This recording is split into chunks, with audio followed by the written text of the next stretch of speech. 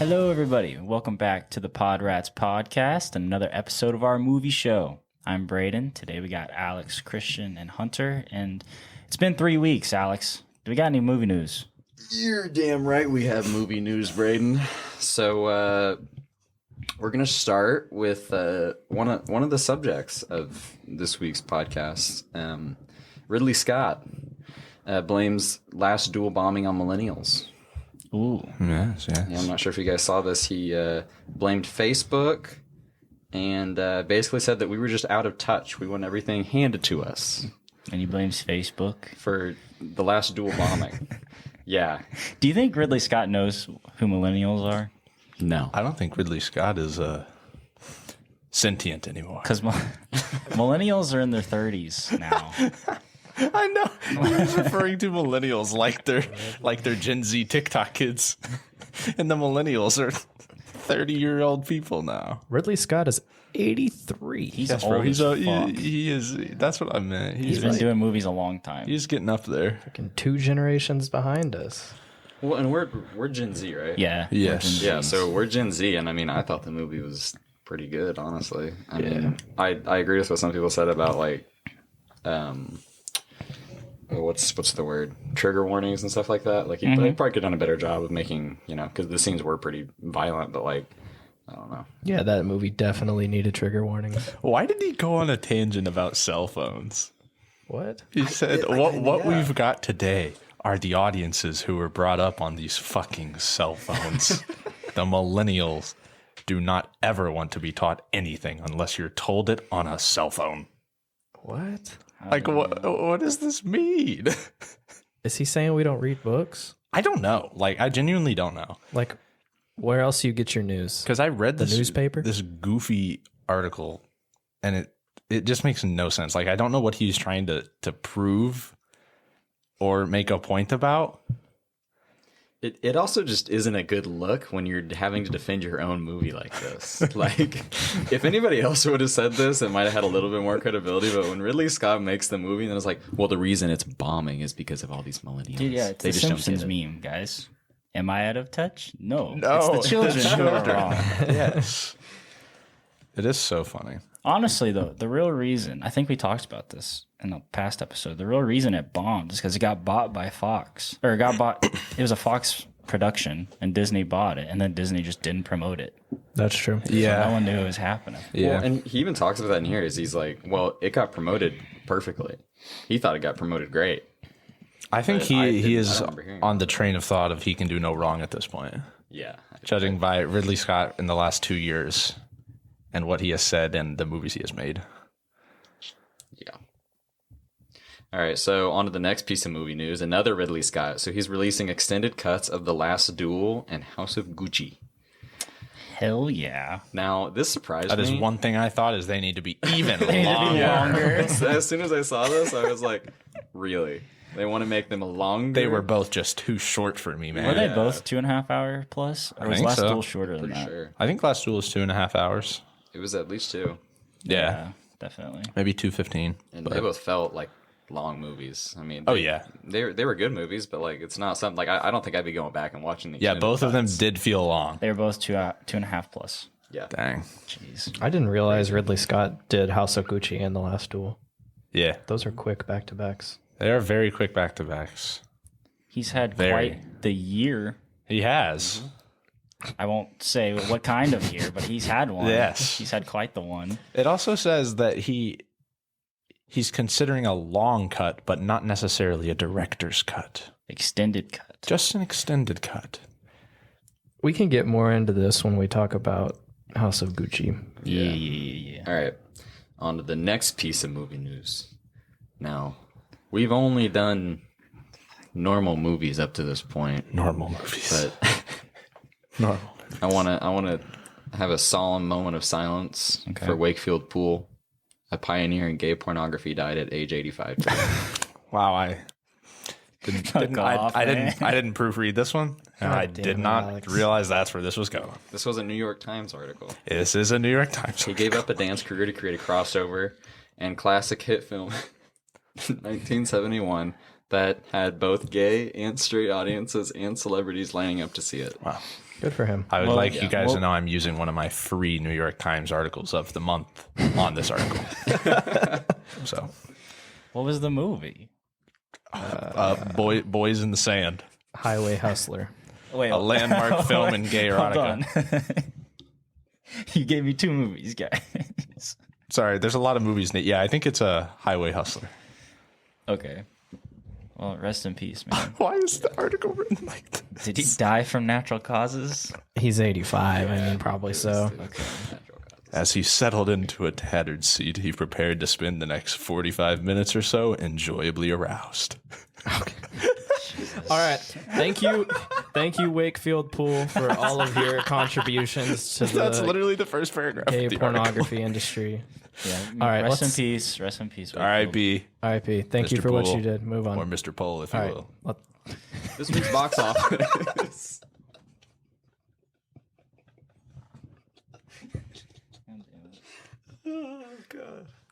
Mr. Poole. Yeah. The next movie it is. What was it? Next This movie week's is box office. So we actually didn't see this one this week, but Encanto came out this week and is leading the Thanksgiving parade of movies with $40.3 million in the box office, and House of Gucci shortly behind with $21.8 million, and then Licorice Pizza in third. Is that domestic box office? yes. Wait, That's not that bad. Encanto not that was Seriously, number for one? 40 million, that's what Dune made. Yeah, it's Their actually first pretty damn weekend. good.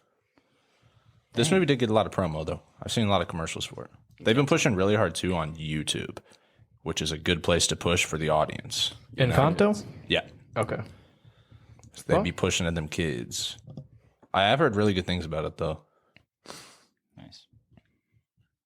I have no urge to see it, but maybe, Yeah, I mean, maybe one day. I'm sure at some point I'll get into the animated movies. Yeah, I'm slacking on the animated know. movies this I am year. too. Haven't seen Luca. Me Yeah. neither. I'm sure at some Bad. point I'll Seen get it. into them, but You guys need to watch Luca. That's a good movie. Logan would agree, even though he's not here this week. shout out Logan. Shout out Logan. Shout out Amy Schumer. Shout out Amy Schumer. The Humans.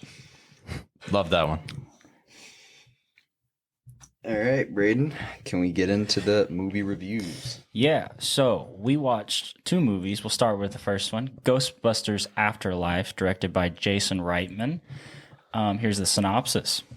When a single mother and her 2 children move to a new town, they soon discover they may have a connection to the original Ghostbusters and the secret legacy their grandfather left behind. It has a Rotten Tomato critic score of 62%, an audience score of 95%, IMDb score of 7.7. What was the budget? The budget was $75 million, and the box office is $89 million. So they've been making a profit. All right, guys, what did we think about the movie? It was funny. I loved Paul Rudd. Paul Rudd's pretty good. He's a cool guy. Shout out Paul Rudd. Paul Rudd and McKenna Grace's banter in this movie was the best part. It was good. They had a lot of good chemistry. That's what I was gonna say too. Is Paul Rudd and McKenna Grace really shined in this one? I'll tell you what, when I saw the trailers for Ghostbusters, I was really scared because I really thought that Finn Wolfhard was going to be the main character. And, like, not that that's inherently a bad thing, but Finn Wolfhard is either decent or bad. And I kind of wasn't excited for Ghostbusters because I expected Finn Wolfhard to be the main focus. And within like the first 30 minutes, you realize that it's McKenna Grace, and McKenna Grace carries this with Paul Rudd. Yeah, I didn't think Finn Wolfhard was awesome in this movie either. Yeah. So I'm kind of glad that. Come on, bro. he He's took a taking back over. seat. He's taking over the horror movie franchise. He is. Or not horror movie, but like. Hey, this is a horror movie. Ghostbusters, Stranger Things. Hey, Ghostbusters is in Stranger Things. It is. It's canon. They for What? Halloween. Yeah. Season 1, I think. Yeah, they They dressed all up dressed as up the as the Ghostbusters. Ghostbusters. Wow, maybe that was hinting. It's a crossover. Yeah, it was hinting at Finn getting the role. I do want to point out, it's just kind of cool. Did you know Jason Reitman is the son of the director of the original Ghostbusters? I did not know that. And apparently his dad was on set the entire time they were filming, That's cool. just like overseeing everything. See, that makes sense because I was going to bring up that Jason Reitman does not direct movies like this. Like he did Juno. Mm-hmm. He did young adult, Up in the Air. He's doing rom-coms, but adult rom-coms, And with that in mind, that makes a lot of sense why the comedy was good. That's true. Because it's a comedic director who is making adult comedies. I do feel like the jokes in this movie were geared towards adults, and I think that's why we all thought it was so funny. Because they weren't just corny child jokes, even though they had those in there. Mm-hmm. Alex, it helps with Paul Rudd. Your personal favorite corny child joke of the movie? What do a hamster and a cigarette have in common? What's that? Neither will harm you until you light them on fire and stick them in your mouth. Yeah, that's a good one. Dude, like seriously though, the comedy in this movie was great. It was really good. Like it surprised me. It was one of those movies where like it's meant for kids and you go into it like I expected the bare minimum. Like I expected to not be entertained. But like it appeals to both the adults and the kids. Like it is very funny. And there's so many callbacks to the old movie that the adults will love this movie. Yeah. I mean, it's so hard to make the adult and kid entertaining movies. But yeah, this does such a good job with it because, I mean, all those like adult jokes that are funny to us grown-ups, like they're the kind of jokes that when you're a kid, you would still laugh at them, but you wouldn't fully like kind of grasp what they meant. Because like there's a lot of jokes like that in SpongeBob, where like when you're a kid, it's still funny, but you like kind of don't fully grasp it. And that's how not most, but a lot of the jokes in this were. But yeah, the comedy in this was really good. They had to do it like that too, because you got to please the original Ghostbusters fans who are all, how old did they be? That came out in like 1984. Yeah. They'd be and they were probably teens 50s, when they saw it. 50s. So. Yeah, they'd be old. So like you have to appeal to both audiences. And I do think like the film stood on its own pretty well, even though it had a lot of fan service, and I've seen some people complain about that. I think it stood on its own fairly well. I don't think it was. No, it was. As someone who hasn't seen the original one, I didn't feel lost at all ever, but I did feel that there were a lot of callbacks because there were a lot of things that I didn't necessarily get, but I understood that it was a callback. Yeah. Like you can tell when they're there, you don't fully get like what it's trying to say, but I didn't ever think that it felt like that it was intruding on the movie or anything, or they were like forced. My only criticism is that Paul Rudd should have been in the movie more. Yeah. He should have. And podcast, the character, should have been abolished. You didn't like podcasts? You didn't like podcasts, I did not like bro? podcasts. Well, He's repping us, man. Yeah, that's a hot take. Listen, I had the same opinion as Christian the first time I saw this, but the second time I saw it, I appreciate podcasts more. I didn't dislike podcasts. I didn't think he was bad. I was annoyed by podcast. He was just kind of the, throwaway child actor character, though, where, like, they're kind of useless, but they're there to just hold face and have some comedic relief every now and then. Look, this guy's alive. He was also, like, actually annoying at some points. He Like, was. I actually got annoyed by his character. He's a kid who has a podcast, okay? He is a kid. Yeah, but, like, okay. We're going in on a kid right now. In the beginning of the movie, he's more annoying, and then I think as it goes on, he gets less. Like, he's more of, like, an actual, like, a sidekick to McKenna Grace's character, Phoebe, but... he is what he is. He's fine. I believe that this is his literal first mainstream acting role, too, so... Nice. Yeah. Also, Alex, this might be the fact that I saw it in 4DX, but I thought the action sequences are pretty cool. They weren't that bad. Was that because our asses were being thrown the fuck around during the movie? You're Listen, riding a the little roller coaster bit, during but- it. I'm about to plug the 4DX. If you guys ever want to have a 4DX experience, go see Ghostbusters in 4DX. This was a wild movie, man. We were literally on a roller coaster. Yeah, it was crazy. In the chase scene through the town when they're trying to get the Cruncher. Muncher. Muncher? Muncher. Muncher. the Baron, The Baron. yeah, Baron Harkonnen when they were trying to get him. Nice. Yeah, there's Dune characters in this movie. I don't know if anyone knows. Yeah. But it was pretty cool. But like also we were getting jumped around. I literally flew forward at one point during that car scene where they're chasing him. That's fun. Brayden, I moved my phone from my pocket to my hand because I was so worried it was going to fly out. That's funny. Hunter, you seen a 4DX movie yet? No, I haven't either. We need to go see this movie, I guess, in 4DX. You guys should. It's fun time. Yeah. This was a good one to see in 4DX. But I mean, honestly though, yeah, like the action was good. I mean, even not in 4DX. I think the theater we saw it in the first time too, I like the seat I was in, it was like you were it was super. You were in a weird seat. We were in curves. Like, you know, when you first walk into the theater it and there's like the front section of seats and then the back section. Mm-hmm. So we were in the first row of the back section of seats. So that first row when there's like the walkway in the middle of the theater. You were close, but not really. But Alex was on the like outmost seat. Yeah, and it was visibly distorted. Yeah, when I was so watching it. It was outmost curved. seat, and also he's like 10, 15 feet away from the screen. Was it almost like when we saw Suicide Squad? Yeah. Yeah. Okay. Except being further on the outside versus the middle. Gotcha. Yeah, but I mean, honestly, like the plot for this movie wasn't bad. I enjoyed it. I thought it was a pretty decent plot overall too. Yeah, I just felt like the ending just kind of came out of nowhere. Like all of a sudden, these monsters are turning Mama Carrie Coon and Paul Rudd into That's the actress's name. yeah. Callie. And Sorry, Callie and It's like Gary who the fuck is Gruberson. Carrie Coon?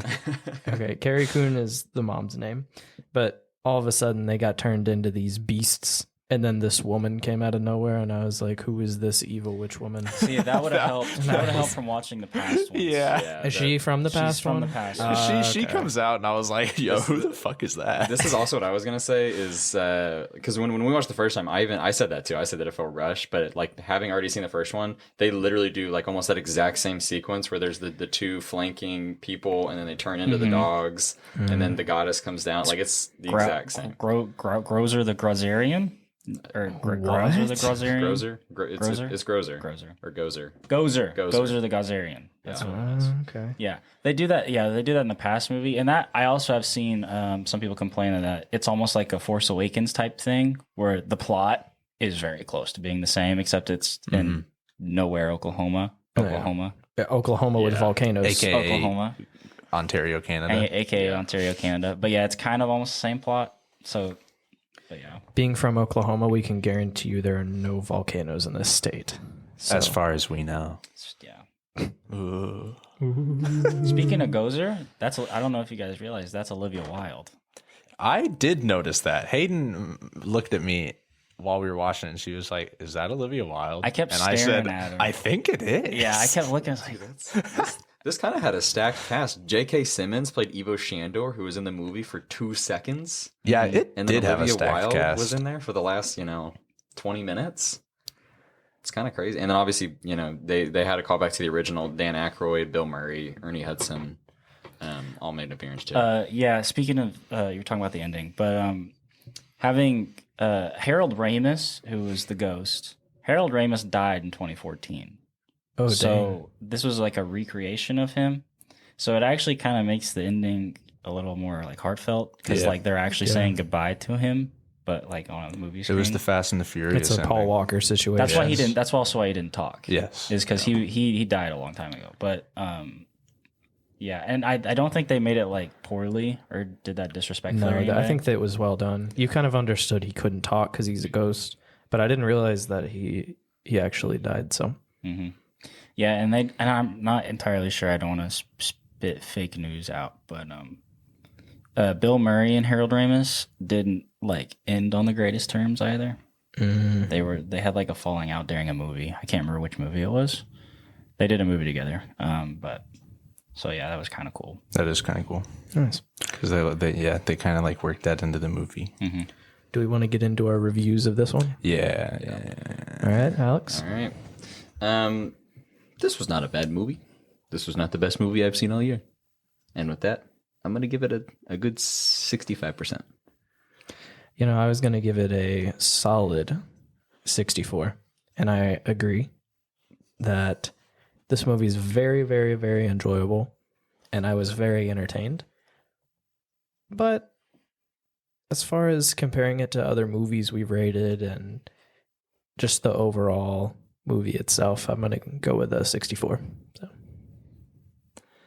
Yeah, I went into this with low expectations of, just watch it because it's coming out. But yeah, I mean, me and Christian, literally the entire movie, were laughing. That's true. So it was really enjoyable. It was a lot of fun.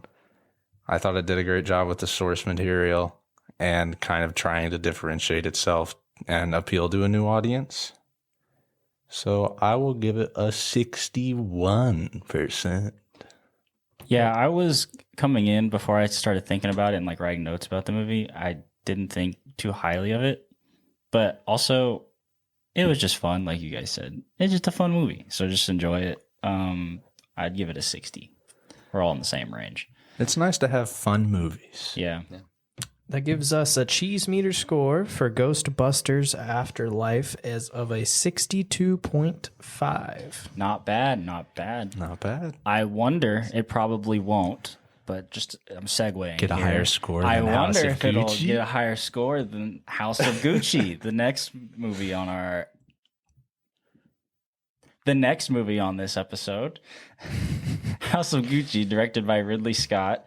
Here's the synopsis. I'm going to get this name perfectly right, guys. When Patrizia Reggiani, an outsider from humble beginnings, marries into the Gucci family, her unbridled ambition begins to unravel the family legacy and triggers a reckless spiral of betrayal, decadence, revenge, and ultimately murder. Here are the scores. It has a Rotten Tomato critic score of 61%, an audience score of 85%, an IMDb score of 7.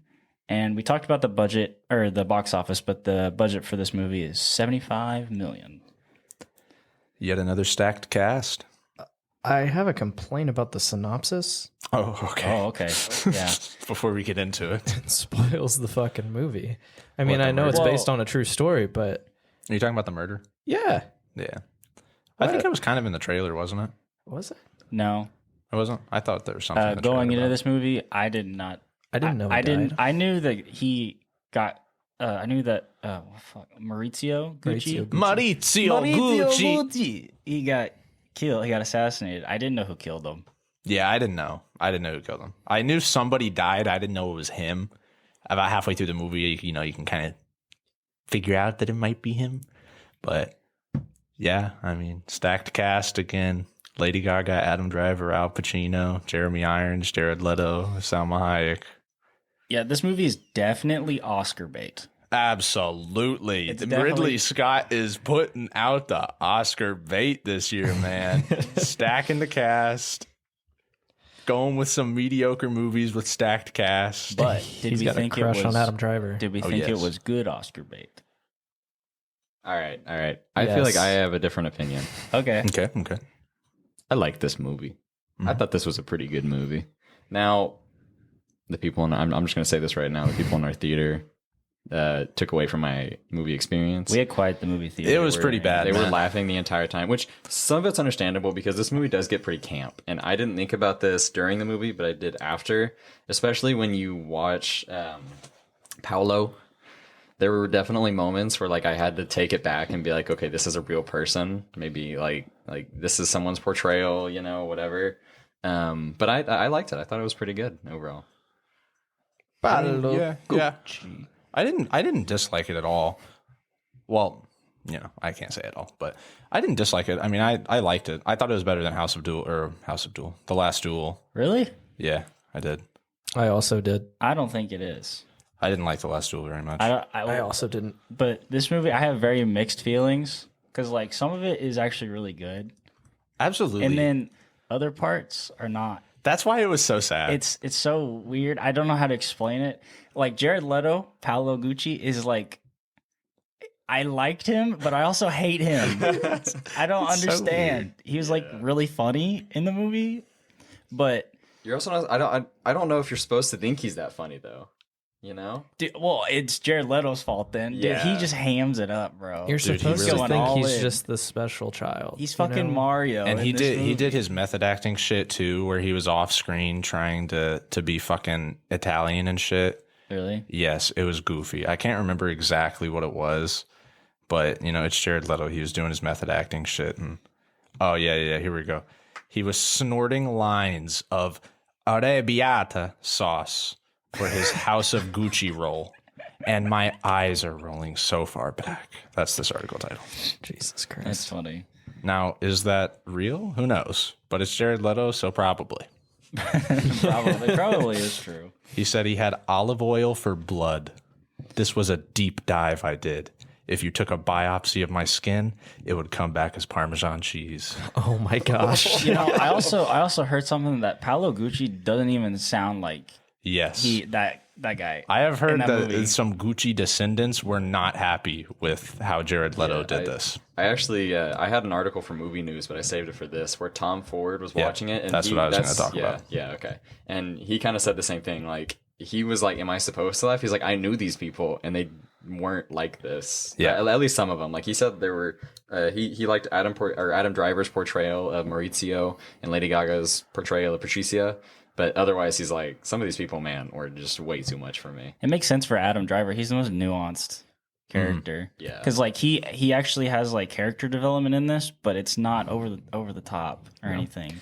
I think he played the character very well. Yeah. Like, there was never a time where I was like questioning a decision that his character made. Everything he did made sense. And Paolo was just kind of stupid. Tom in Ford, this movie. a direct quote, while he was watching House of Gucci, compared it to surviving a hurricane. It's extremely hard to see the humor and camp. And he said that Paolo Gucci was not like the crazed and seemingly mental challenged character of Jared Leto's performance. Wow. You bring up the camp, and Alex brought up the camp, and I heard everybody talk about camp in this movie. I'm not sure if that was intentional. I don't think it was completely intentional, honest. bro. I don't think Ridley Scott went into this thinking Ridley he Scott was trying doesn't to know what do camp that. is. I think it was just like that. It just happened to be. This was my thing of everyone was trying to see the camp in this movie, and I genuinely think that Ridley Scott just unintentionally pulled a boomer move, and where they make something that is just really goofy, where to them it's kind of funny, but then when us as young people see it, we're like, oh, haha, he's supposed to be like bad and goofy. And then see, when people do that, they can also hide behind the, if people don't like it, like, it's camp. Absolutely. This is the Showgirls dilemma of Showgirls. When it was just made bad. But now when you watch it, you're like, oh, it was made bad on purpose. And now the director of Showgirls leans into it, and he's like, oh, yeah, it was on purpose. I made it bad on purpose. And that's what fucking Ridley Scott's going to do. He's going to go, oh, yeah. I mean, I told Jared Leto to do this. Okay.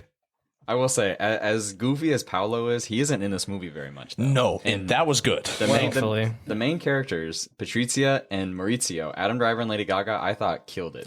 They were really good. Together, I really liked. Lady Gaga is, I never once thought she was Lady Gaga in the movie. No. Nope. She played that character very well. And when you talk about Paolo not being in it a lot, I think it gets worse because he's in it more. But I also do... I liked him, but like I said, I liked him and I hated him. But I think it gets worse towards the end because he is more of a focus point towards the end. It drags towards the. It was a full. I thought it was full dragging 3-hour movie. The last 30 minutes were not good. No. At all. I wish they would have cut. If they're going to make it 3 hours, I think they should have cut down on all the Paolo stuff, and I think they should have gone more into what happened after Maurizio got murdered before the trial, because they kind of just throw that at you at the end. I'm like, I would have liked to see some of that. Yeah, I very much felt like Ridley Scott had certain points he wanted to show, and then he wasn't sure how to get to those points, like from A to B. He just threw stuff in there. And it did feel like that at times. There was a lot of cuts where it was like, oh, a lot of times passed, like this. His daughter is now 5 years old all of a sudden. Yeah, and they were kind of like drawing where, she's newborn, and then 10 seconds later, she's 7 And there's years no old. difference in Maurizio and Patricia's relationship. They kind of gave Adam Driver some slightly gray hair, and that was kind of an indicator. Yeah. You talk about cuts, and I want to bring it up, and I also want to talk about him. Jeremy Irons. The perfect Italian. You could 100% Italian, guys. He had the Italian accent down so good. It's a great accent. He definitely took Jared Leto's advice. and you could definitely tell he was Italian and not British. But you talk about cuts. One of the funniest things in this movie is when Jeremy Irons' character is talking, and it cuts and he's dead. Yes. That was really funny. I was like, what the hell's going on? He's mid conversation. Literally 5 seconds. 5 seconds. He's having a conversation. He's the focal point of the scene. And then 2 seconds later, there's a cut and he's in a coffin. Take care of Gucci for me. And then it's cut and he's dead. It's like, oh, all right. Good luck, Maurizio. I just thought that was funny. I saw a thing where people were talking about how, like, if this was made into like an HBO series. Yeah, I saw that too. Yeah. Could have been good. Yes. And I feel like obviously it's hard to get all these actors like signed on for a series like that. But I mean, the movie's already 2.5 hours. Like, if you just extend, and look, Ridley Scott's already trying to make an extended cut. Yeah. Imagine if you just extended that material and then just made it like an HBO series of like 8 episodes, like a mini series. Yeah, Ridley Scott's already done an HBO series too. I forget what it was called. Some with wolves. But it was a sci-fi series, and he's already done that. So. And I think if that would have happened, this would have had a lot of potential, because it does just feel like there's a lot crammed in. Here, I'll put it like this. So if you really like pizza, I ain't going to put everything I like food-wise on pizza. I really like chocolate. I like G Fuel. I like Slim Jims. But I ain't going to put that shit on pizza. And I feel like Ridley Scott really just crammed everything in because he wanted to include it all. He put everything in that, like you said, he kind of had bullet points of, oh, I want to include this part, this part, this part.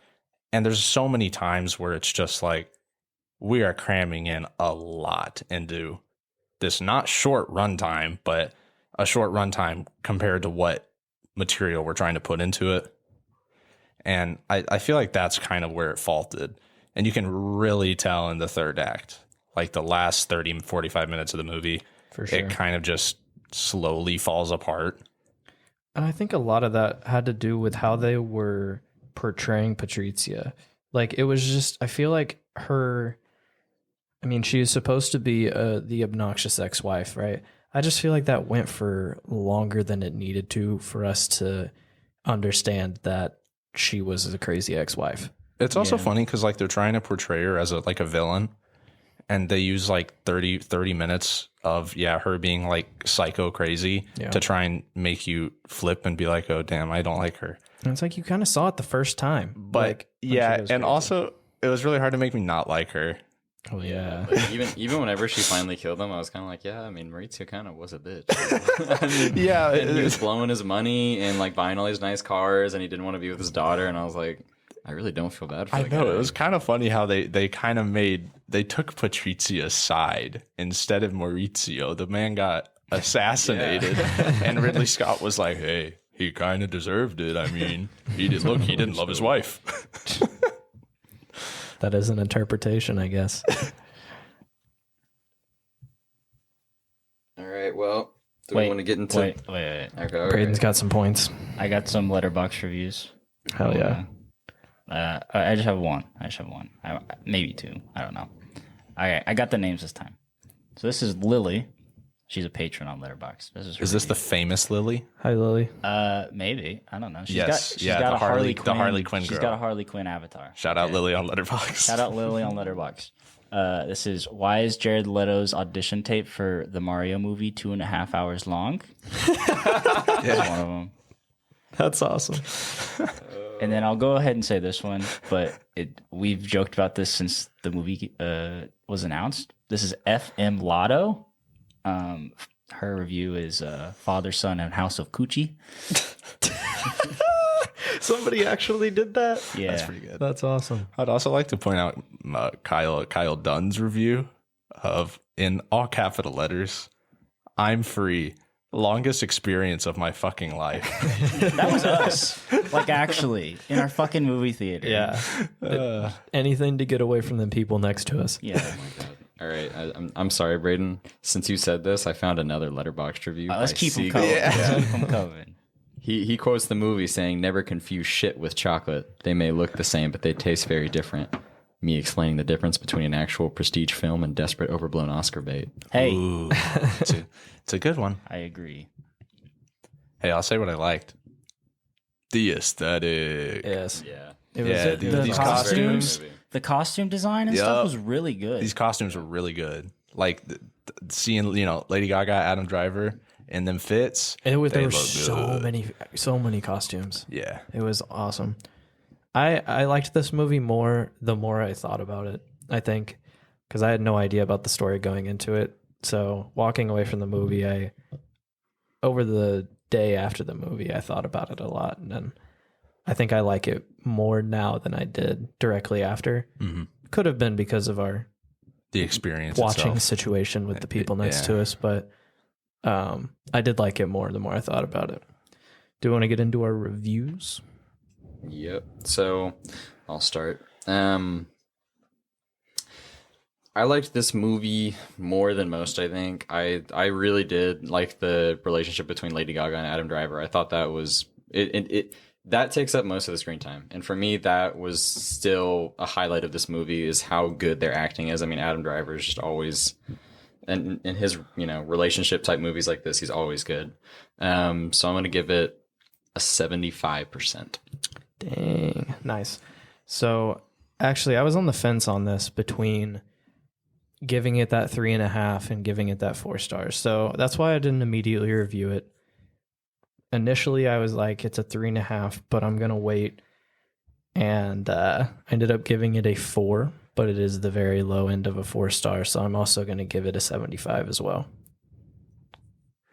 I think in House of Gucci, there is a lot to like here.